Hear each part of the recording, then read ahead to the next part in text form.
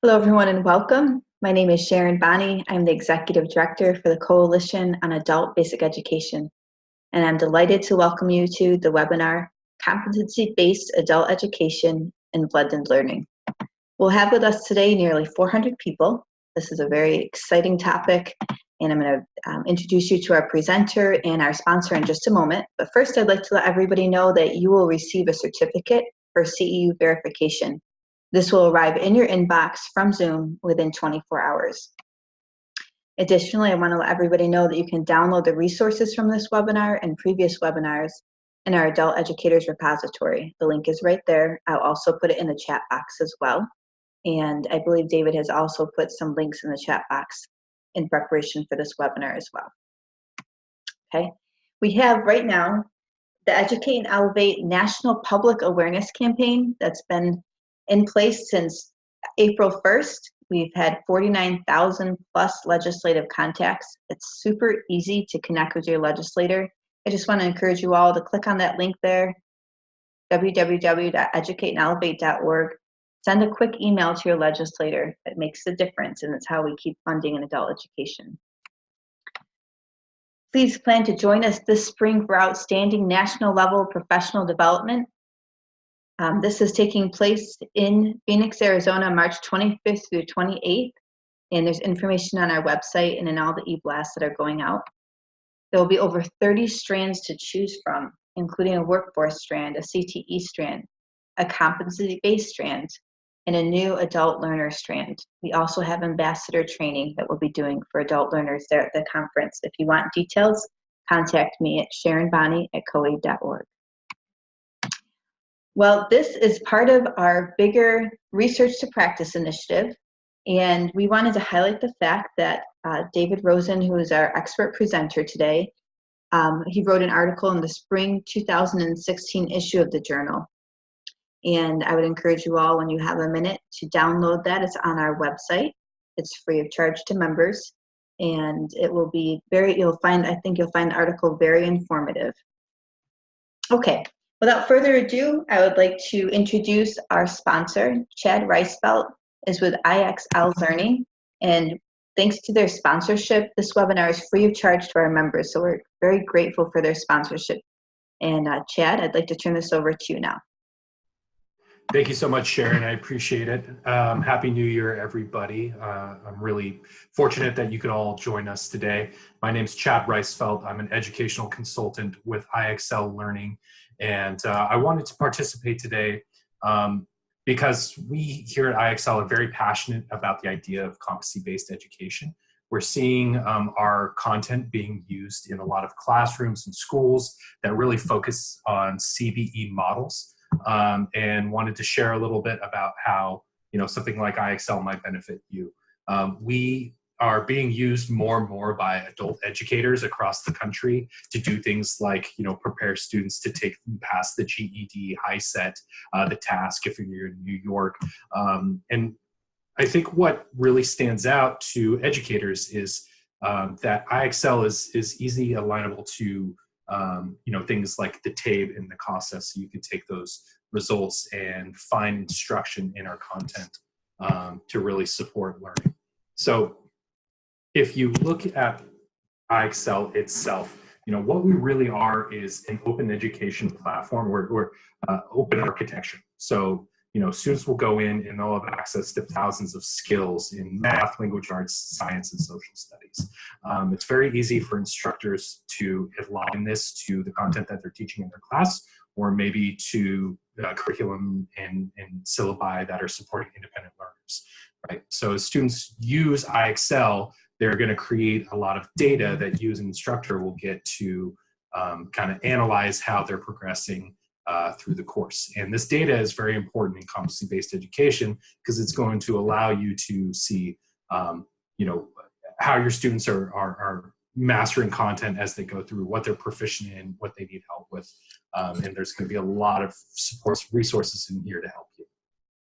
So to give you an example of what our content looks like, you'll be able to go in and find concepts like fractions and reading comprehension, but you'll have access to skills at all grade levels and equivalency levels to target each learner where they are individually, right? No more teaching to the middle, but being able to find content that is suitable for each of your learners. And then as students go in and practice, they're going to be able to work through skills at their own pace, at their own comfort level.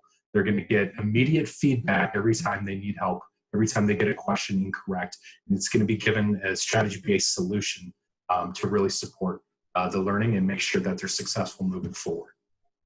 And then you, as an instructor, will be able to get real-time data to understand what students need help, what students are ready to move forward, and see what they've completed so far.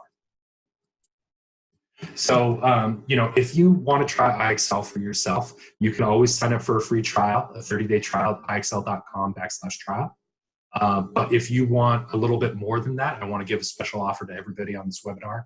If you contact me before January 20th, I will tack on an additional 30 days to that trial, so you'll have 2 months of access at no cost. So if this is something you're interested in, if you want to explore IExcel a little bit more on your own, feel free to write down our website, write down my contact information there, and reach out if you have any questions. So, with that, I want to pass things back to Sharon. Thank you so much, Chad. I appreciate that. And if you could put your website into the chat box, that would be great for participants. And again, thank you to IExcel Learning, because that's how we're able to have this webinar free of charge to our members. Now I'd like to introduce our expert presenter, David Rosen. I'd like to say a little bit about David before I turn it over to him. Many of you know David. That's why you've registered for this webinar, because you know that he is an expert on this topic. He was the executive director of the Adult Literacy Resource Institute at the University of Massachusetts in Boston, a Greater Boston Adult Education Professional Development and Training Center, and he did that for nearly 20 years. Also, as an independent consultant since 2003, he has provided education and evaluation services to a number of organizations, including World Education's Education Tech Center and Essential Education, to develop an online guide to blended learning for adult educators. He is the moderator of 2 U.S. Department of Education-sponsored Links Communities of Practice called Integrating Technology and Program Management. He also works with Donna Chambers on an online group focusing on competency-based, proficiency-based adult education. So without further ado, David Rosen. Thank you.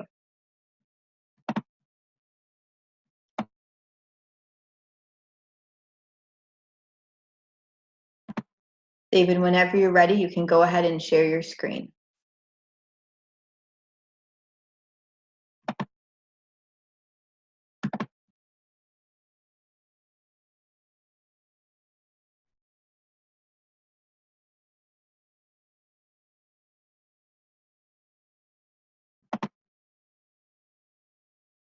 David, we cannot hear you for some reason. I'm not sure why that is, but we cannot hear you.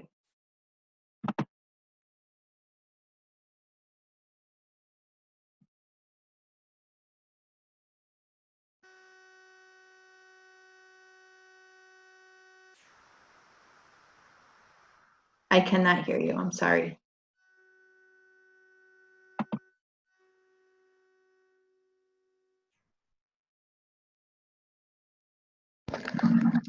Can you hear me now? Yes, hooray, success. I have no idea what happens. Sometimes it's the magic of technology.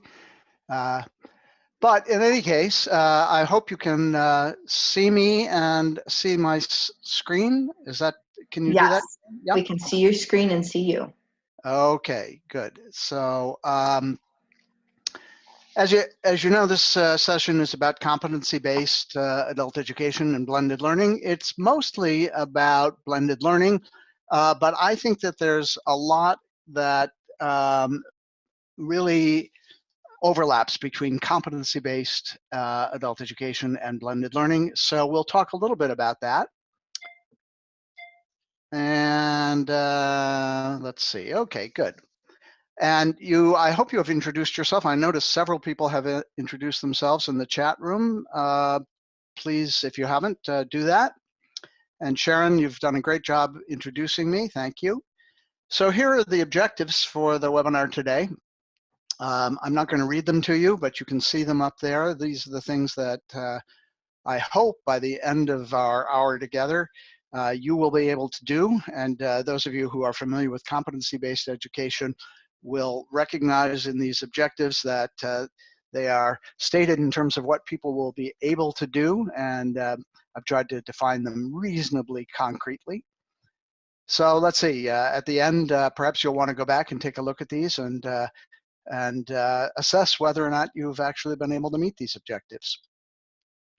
So let's just dive right in with competency-based education, and in particular, we're interested in competency-based adult education. There are many different definitions, but all of them are really focused on learning outcomes and not seat time. That's really the heart of competency-based learning or competency-based teaching. They include a wide range of learning activities, both face-to-face and online courses, apps, and others. And all of these are designed to help learners achieve the intended learning outcomes or the objectives. All of this is underpinned by a very well articulated approach called mastery learning, and a particular kind of assessment called criterion referenced assessment. It's not norm referenced assessment. It's not grading on the curve, as many people know it. The constant here is that every student will achieve the intended learning outcomes or the objectives. And the variable is the amount of time each person needs to reach those objectives. So obviously the learning is individually paced. This is competency-based education is not new. It's been around since the 1970s or perhaps even the late 1960s, depending on how you talk with. It sometimes leads to micro-credentials. Now that's relatively new, and even stackable credentials, and increasingly as blended learning does. So here's a good example of overlap. It very often includes contextualized learning. So just for example, some of you may be familiar with workplace basic skills. Very often workplace basic skills programs are competency-based, and they are contextualized to the particular industry, or even more frequently to the particular workplace or company. And competency-based learning is not generally something that a teacher does alone in her or his classroom. It's organized as a learning system for a whole program, or in many cases for a whole school district or a whole university system, or a whole state in the case of adult basic education.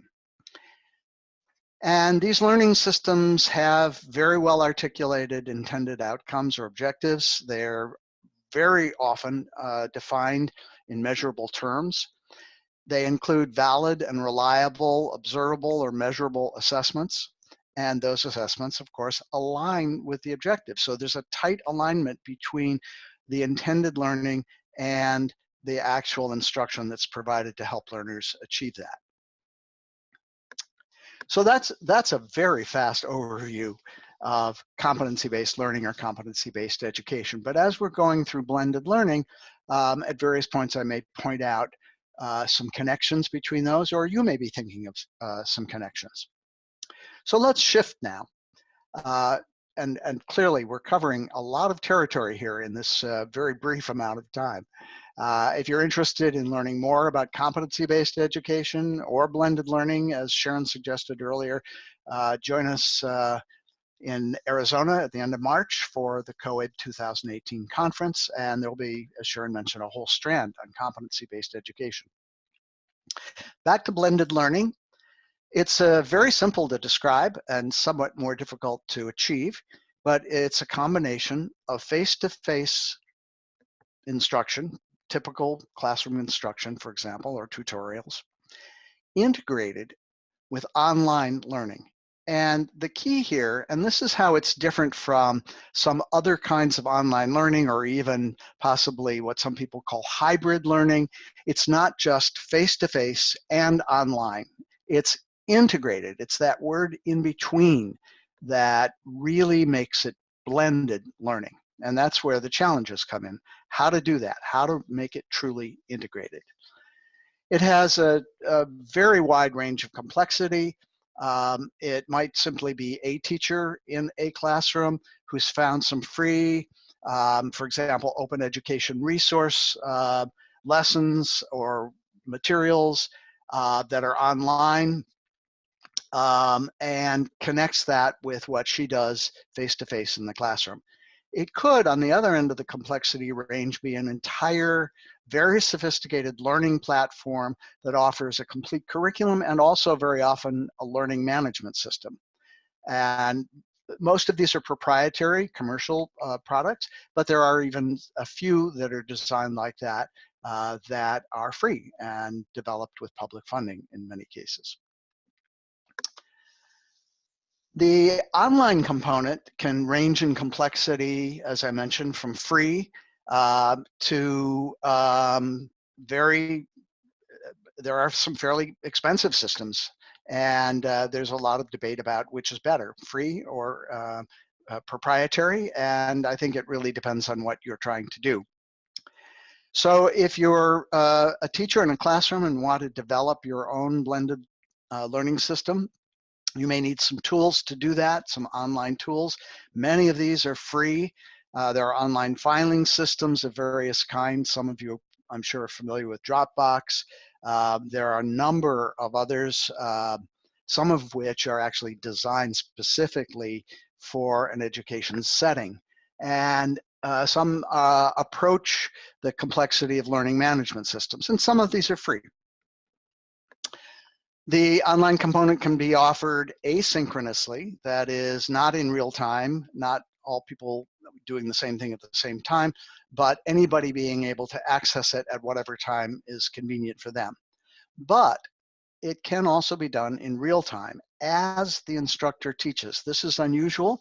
I've seen some examples of this. One of them was, for example, in California in an adult education program, where a teacher with a tablet in hand and the students with tablets themselves were carrying on a real face-to-face conversation and at the same time doing online pieces of that conversation. I haven't seen many examples of that, but I think that's a particularly intriguing example of blended learning. Well, one question I get very often is, well, what's the difference between blended learning and distance learning? And that's a very complicated question, and I don't want to oversimplify it. But I do like this particular diagram. By the way, the citation here is no longer accurate. A colleague, and I hope she's here today, pointed that out to me a few days ago, and that was Penny Pearson. Penny, if you're here, I'm going to call on you a little bit later.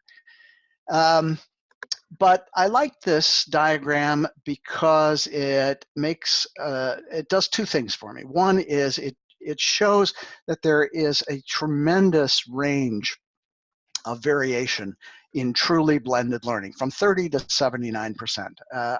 Is that the right percentage? I'm not sure, but it's a wide range. That's important. And the other is that there are some things that are called blended learning that really aren't. They're just web-facilitated learning. So for example, if you have a web page for your students and you put the assignments on the web page, which is a great idea, it's not really blended learning. It's really web-facilitated face-to-face learning. So that's why I'm showing you this. Why use blended learning? Why do teachers use it? And I did a little research on this, and I called on a number of colleagues to help me with this as I was writing the guide to blended learning that I'll give you a link to, or you may already have the link. One of the interesting things is that blended learning actually may be more effective for adult learners than only face-to-face learning or only online learning. And this comes from our colleague Glenda Lynn Rose in Texas. It was a post to a discussion that takes place on LINKS, the U.S. Department of Education sponsored professional development system for adult education, which if you don't know about it, I certainly hope you'll check into. It's very useful. This is really interesting that it's the only research that I'm aware of that really looks at the effectiveness of blended learning in adult education. So that link is good, and I refer you to that. Excuse me. Here's another citation that might be of interest. I'll give you a chance. Just take a look at that.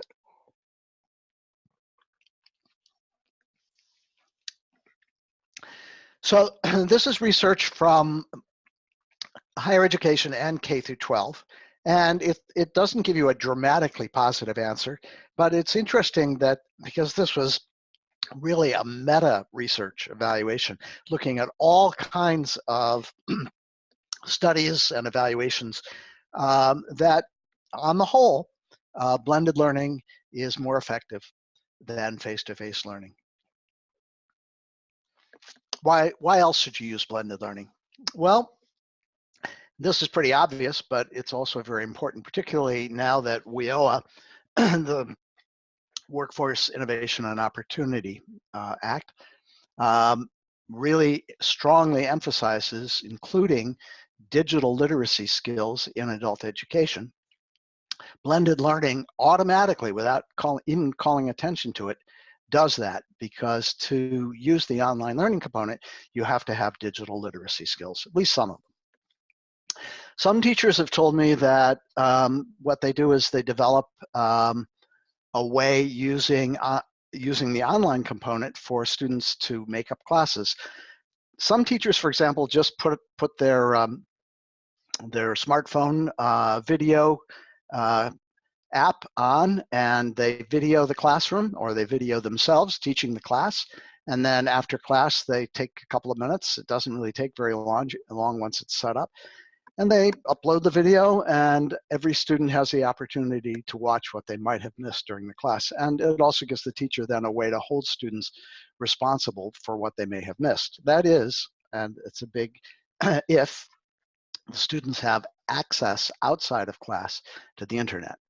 And I'm well prepared for the question about, well, what do we do about that? And there are some good answers, and that there are some situations where it's still a big challenge.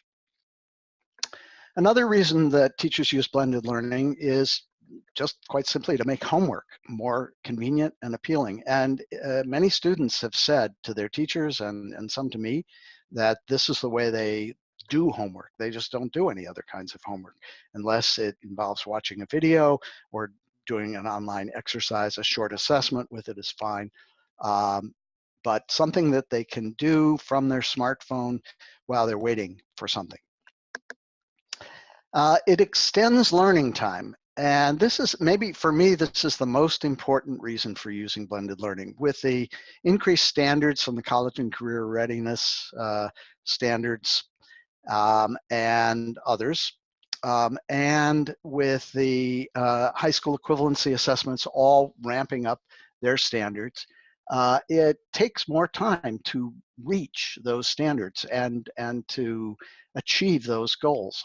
And so in a funding strapped organization like most adult basic education programs are, it's just not possible to offer more hours of face-to-face instruction. There's no budget to do that. And even if there were, frankly, many adult learners can't come to class for more hours per week. So how do you solve that problem? How can a person, for example, prepare for a high school equivalency exam in a year or less, which is really the time frame for most people, with the new higher standards? And one answer is by extending the learning, having more time on task, and doing that through a blended learning model. In some cases, blended learning makes it easier to monitor student progress, particularly if you're using an integrated management system, if you have an online system that provides data on where every student is in the process. And some of them have really good reporting systems that make it easy for teachers, once they learn how to do it, to get a sense every day of where every student is. It also fits very well with workplace basic skills, because even in cases where companies or company and organized labor partnerships sponsor workplace basic skills programs, it's very often that only part of that is actual unpaid work time. So students are expected to do more than that, and sometimes that's only possible if they can do that at a distance or online. And as I mentioned earlier, it fits well with competency-based, sometimes, by the way, now called proficiency-based or mastery learning models. So adult education teachers use blended learning by supplementing instruction with online videos and other kinds of online learning resources. They differentiate instruction for each student. You know, that's been proposed for many years, probably decades at this point. And teachers have never been able to do it if they have large classes. But now with a blended learning model, it is often very manageable to do that, to differentiate instruction for each student, as well as to have students proceed through the curriculum in an individually paced way. They incorporate chats where students in real time or asynchronously get a lot of practice writing, or discussion boards. They sometimes use tools that students already use. Facebook is a great example. There are teachers who now use private Facebook pages for their classes. And in fact, there is a Facebook page using Adult Educators Group. And if that's something you're interested in, let me know.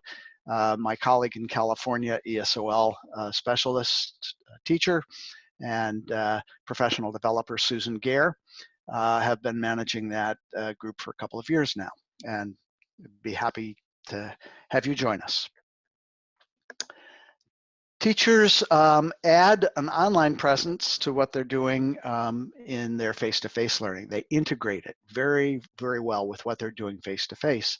And to do that, some of them, as I mentioned, use online tools, many of which are free. These three, for example, Scoop.it, Pinterest, and Live Binders are just three good examples of those tools. Think of them as online filing tools. Live Binders is one that is really developed for teachers specifically, not for adult ed teachers, mostly for K through 12, but it works fine in adult education. So if you're a teacher and your program isn't necessarily wants to do blended learning, you're just doing it in your classroom, these are the kinds of tools that might really help you to do that. There, by the way, there are free web page design tools that you can use. There's Weebly, that's a very popular one that teachers use. There are a number of them. And so you might prefer to do it that way rather than a web-based filing tool, but either way is fine. And there are, as I mentioned earlier, there are content complete online programs. These are proprietary programs, so there's a cost involved. But many programs use these, and they work very well for blended learning. Burlington English is one example. I'm currently involved, for example, as an evaluator with a program called English Now, sponsored by World Education and Peer-to-Peer University. And some of the sites in that program use Burlington English for people who are on long waiting lists to get into English classes. It's a blended learning model, has a face-to-face component, and Burlington English is the online component. Or, for example, if you're preparing for high school equivalency, Essential Education has three products, I think, at least three, maybe more. GED Academy, HiSET Academy, and Task Academy. And these are, incidentally, mastery learning programs. So that's another example of where blended learning and competency-based adult education fit together very nicely. And then teachers use all kinds of free online tools and resources, polling software tools, some of which are free, video customizing software such as Edpuzzle, lots of online quizzes, Kahoot, and on and on. And if you have some favorites, put them in the chat, share them with our colleagues here. What are the free online tools and resources that you like to use with your students for blended learning? They use shell platforms and build their own online presence. And this is, of course, an ideal way to integrate it with what you're doing face-to-face. It takes a lot of time, it takes a commitment, it takes some expertise, but many teachers do that. And two very popular ones are Schoology and Edmodo, again, both designed for K through 12, but being widely used in adult education. And many teachers like these a lot. And as I mentioned earlier, some teachers really like websites, Weebly, Wix, WordPress.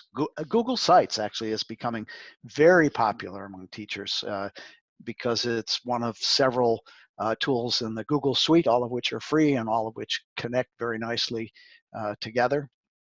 And there's a comparison chart, by the way, that you can, when you download the slides, you can click on that link and you can take a look at how these compare with each other. And of course, they do very often need to incorporate specific instruction in digital literacy, but it is integrated with a task that students want to be able to get good at, a task that is needed for their online learning. And then they use a number of other very easy to use, some more difficult to use, but some are easy, free, that are described in the appendix of the guide that you probably already have a link to, but I'll share a link with you in case you don't. And this appendix, actually, somebody said, when I got the guide, I went straight to the appendix, and there were many parts of the guide that I thought were very useful, but boy, that appendix was immediately useful. And other people read it through part by part, beginning to end. So one of the questions I've been asked a lot recently is how do I get started? I'm really a newbie at this. I've heard a lot of people are using it. I don't know anybody who's using it. How do we get started at our program? So there are a few questions that I think would be helpful to you. And really the most important thing to do is, if you're doing this on a program-wide basis, especially, what are the teaching and learning problems you're trying to solve?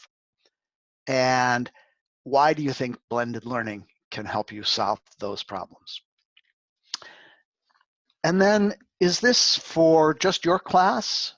Or is it for your whole program? Because that makes a difference. If you have colleagues to work with on this, then you want to make some choices that make sense to all of the colleagues in your program. And so you need to actually meet and work on this and figure this out. And in the handouts, I've given you a tool that might be useful if you're planning to do that.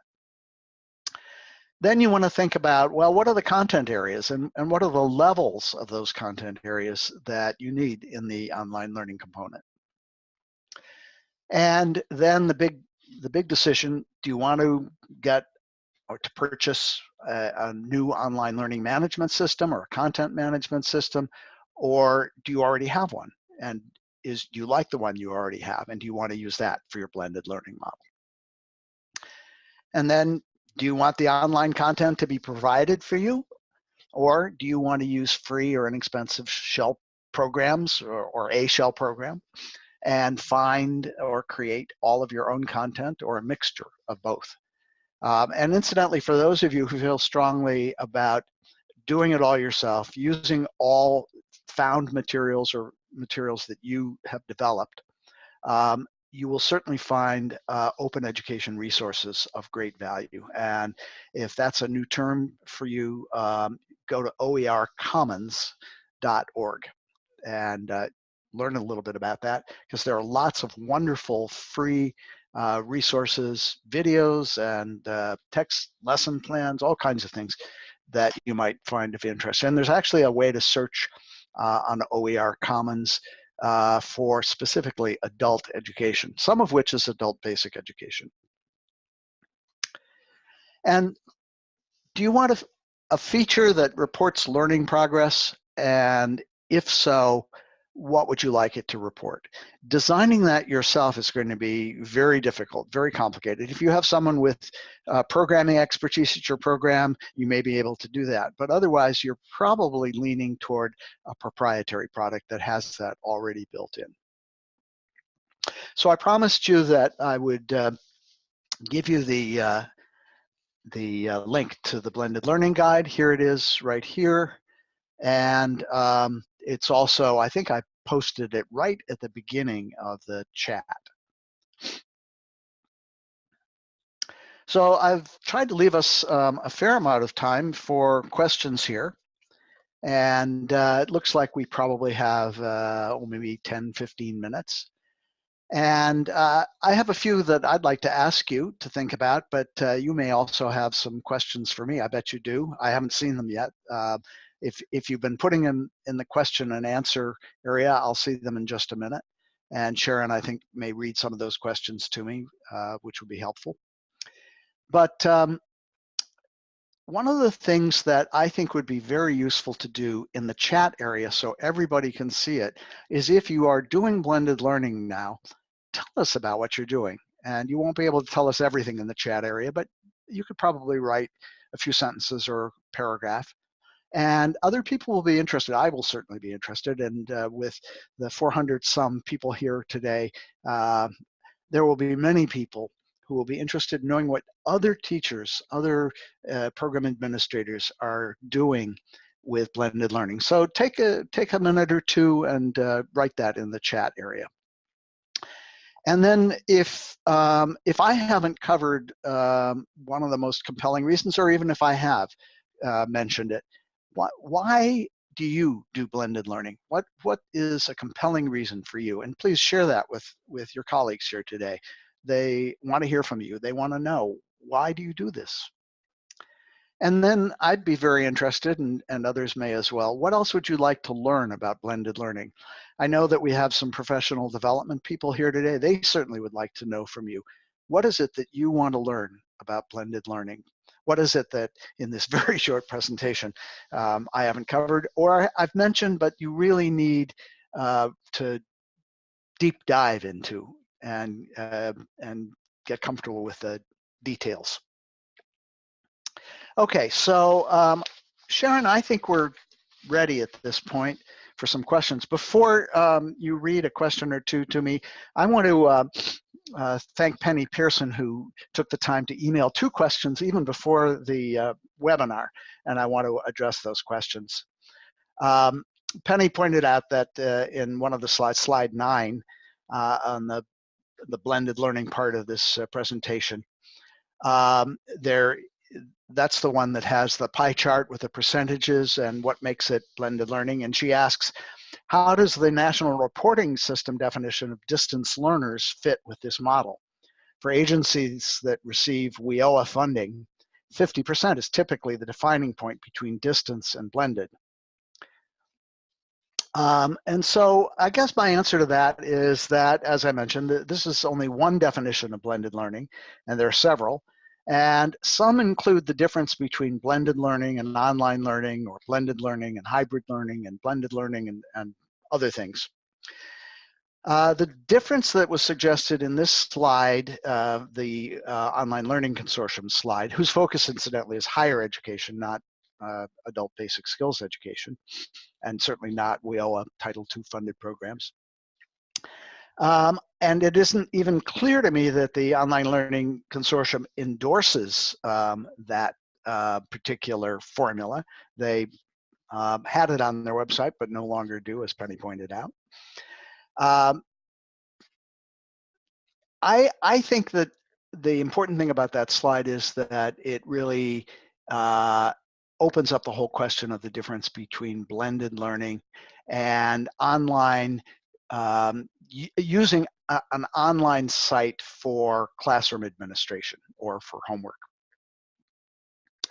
Another thing that I think is important is that most definitions of distance education or distance learning focus on instructional design, and distance learning, which focuses on what the learner does, specifically in adult basic skills education, are very similar to the definition of distance learning that is used in the state of Texas, and that is a formal learning activity in which participants and instructors are separated by geography, time, or both for most of the instructional period. And then finally, my main reason for using that graphic, as I said, was to point out the wide range of blended learning approaches and models. Penny also asked about open education resources, and Penny is a devotee of open education resources, and she asked if I see this as a central tool for providing blended learning, or at a distance materials for learners. And yes, I do. I'm a big fan of open education resources, and I see them as essential for those who are building their own primary or supplementary online instruction. And as I mentioned, the OER Commons is a great way to familiarize yourself with open education resources. Okay, Sharon, I actually cannot see the Q&A without stopping my sharing. Okay, and I now I'm here. Yep, no problem, David. I can read off the questions if that would be helpful. Okay, great, thanks. Great, you're welcome. So one of the questions, I am an ESOL instructor for adult ESOL students. Has there been positive results for applying the blended learning method in an ESOL class? Yes, absolutely. Absolutely. And one question that probably will come to most people's minds when they hear that question is, well, at all levels, I mean, what about true beginners? Can they use blended learning models? And so I'm going to start with the most difficult part first. And the answer to that is yes. It's different from other blended learning models. It's often, particularly for true beginners who are really struggling in learning basic vocabulary in English, and who may in some cases have no technology skills at all. The way to approach that learning model is in the classroom, to do the blended learning in the classroom. And one of the best examples I've seen, and of course not everybody has the opportunity to do this, but for those of you who do have whiteboards in your classrooms, that's the way to introduce blended learning and technology, where not only you can demonstrate the use of technology, but where you can have students go up to the electronic whiteboard and go to a web page and demonstrate for other students. And then other students can come up and practice on the whiteboard. There are cases where students who are very recent immigrants and who had no experience with learning English or technology in any education they had in their home country, who in a situation like that with an electronic whiteboard are learning English, they're learning technology, and it at the same time introduces some essential tools for blended learning. So but that is a tough case. The easier cases, I mentioned earlier that this project I'm working with, English Now, as an internal evaluator, I had an opportunity to interview some students who were on a long waiting list for an English language class at a fairly advanced level. And I asked them, they were in a learning circle, which is not a class. It's a peer learning group using an online learning course or materials. And I asked them at which points they felt really comfortable with using technology. And they said, well, we all, use apps on our smartphones. And some of us also have laptops or computers at home. And I said, oh, okay, so you're all pretty sophisticated in using technology. And they said, yeah. And I said, so that part wasn't particularly difficult for you? And they said, no. And they said, well, what about the English learning? And they said, well, yeah, that's our main purpose here. I said, but have you used the technology in any other ways to improve your English language skills? And they said, well, we really love the website that our group facilitator has pointed us to, and we love the readings, and we love the discussions, the face-to-face discussions. And so I said, well, do you keep in touch between your weekly face-to-face meeting? And they said, oh yeah, we're in touch every day. And I said, how do you do that? And they said, well, we found out after our first face-to-face meeting, we all decided to go out to dinner together. And we found out then that we all use WhatsApp, which is a very popular free app used by lots of ESOL students and others. And so they said, well, we shared, information, and we're in touch every day, all day in some cases, and we're practicing our English using WhatsApp. So those are the two extremes, I would say, but there are lots of opportunities in the middle. And as far as research on that particular question, I'm not the right person to ask that because I haven't really looked at that research. One person who might have looked at that research is ESL researcher and professional developer Haida Wrigley. And so if you'd like her email address, I can certainly give you that. Just send me an email and I'll send you her email address. Another question. Great. So another question that we have here. How do you move instructors from using packet-based distant learning to true distance learning with online virtual tools? And I mean, you did sort of cover this in the presentation, but I thought I'd just mention that since one of the participants put that down. I don't have a very good answer to that because my focus really is much more on blended learning than distance learning. But I will say this, that a number of states, including my own, Massachusetts, several years ago in the case of Massachusetts, but many states have been moving from pure distance learning to blended learning. And the reason that they're doing that is that they have observed that when they experiment with that, the retention rate is much higher. That having both really allows people to do the online learning component much more easily. And so, how do you get teachers to move in that direction? Well, it's really a program issue, isn't it? If the program manager or director or leader says, this is where we're heading. This is the future of adult basic skills education, English language learning education. This is what our field is moving, the direction in which our field is moving. And there's a lot of, at least experiential evidence that we're getting better learning gains as a result of doing that. That's how that changes. Thank you, David. Here's another one. What are the requirements for closed captioning of videos in an online or blended learning context?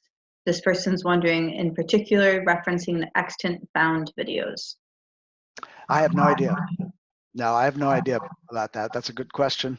Maybe somebody else does, and if you do, please answer that in the chat area. Okay, and one other person asked if you'd spell out the app you referred to. It sounds like What's Up, but they want to be sure. Oh, sure. No, it's close to that. It's WhatsApp, A-P-P, as in application. That's it. Marissa has helped us out here. WhatsApp.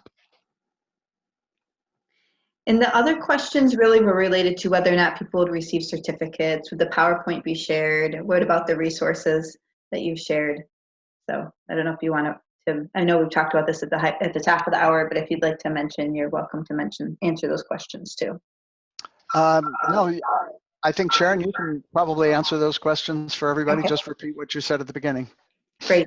Yeah, so everybody will receive a certificate at the close. Actually, they'll receive it tomorrow by 3 o'clock Eastern Standard. The PowerPoint and the resources will be shared as well on our website and in the Adult Educators Repository. And then David has also put them in to put links into the chat box. So that really is it at this point, David. I don't know if you have anything else you'd like to share. Just one other thing, which is I think in the beginning of the chat, you'll find my email address. And if I haven't answered a question of yours or you want to explore that a little more, please do email me and I'll be happy to get back to you. With one caution, you need to do that either right away or wait till I answer in February, because I'm going to be away without internet access for much of January. Good for you, David. Well, great. So we're finishing out this webinar. We wanted to give our sponsor one last opportunity before we end the webinar, if you had a few words to say. Chad? Thank you, Sharon, and thank you, David. That was fantastic. I am a huge fan of blended learning. I spent about 4 years giving blended learning instruction in the classroom, and it's my preferred method of teaching. I think it gives a lot of time back to the instructor to use for small group and one-on-one support, and it's really good for targeting learners at all levels. We know that every learner learns differently, and blended learning is the best way to do that, in my opinion. So I appreciate you bringing these ideas to kind of the forefront here. So again, if this is something that you are thinking about exploring in your own classroom, I want to encourage you to do it. It works in a lot of different ways. There's not one way to blend your classroom. So I just want to push you to try it for yourselves. If IExcel is something that you think might help with that, please let me know. Feel free to contact me. I put my email in the chat. I could put it in there again. But thank you again, everybody, for having me. So this is great. Fantastic. Thank you, Chad. We appreciate your sponsorship, and thank you, David. We appreciate your expertise as well. And so at this point, we're going to thank our participants for being with us. And David, if you have a few last words, we'll close it out. No, that's pretty much it. Again, I encourage you, if you can, to join us in March, end of March, for the COABE 2018 conference, where you can pursue both of these topics, competency-based and blended learning, and the overlap face-to-face. And Fantastic. if you could please introduce yourself, I'd love to meet you. Great. Thank you so much, David. I would just also mention, as I said before, David wrote an article in the 2016 journal. It's an excellent article. I'd recommend, if you haven't done so yet, go to the COABE website, download it. It's free of charge there as well. So with that, we'll say thank you to everybody. Thank you for joining us. Thank you, David, for being our presenter of the hour, and we'll see you all in the next presentation. Great. Bye, everybody.